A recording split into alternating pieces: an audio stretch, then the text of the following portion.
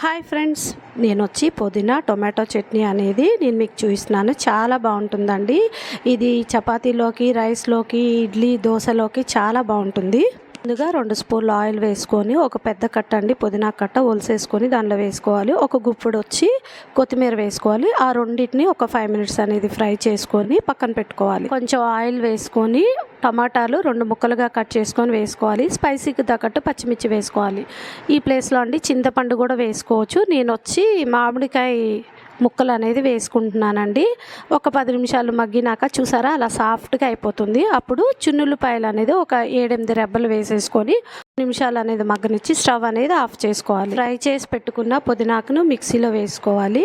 1 spoon జీలకర్ర వేసుకోండి. దానిలో టేస్ట్కి తగ్గట్టు కల్లుప్పు అనేది వేసుకోండి. పల్స్ మోడ్లో మిక్సీ అనేది వేసుకోవాలి. అప్పుడు అవి కచ్చాపచ్చాగా ఉంటుంది.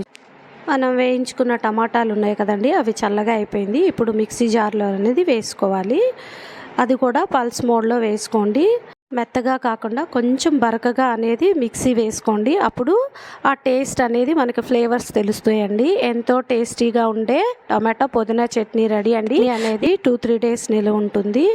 ఈ వీడియో కనుక మీకు నచ్చితే లైక్, షేర్, సబ్స్క్రైబ్ చేయండి ఫ్రెండ్స్.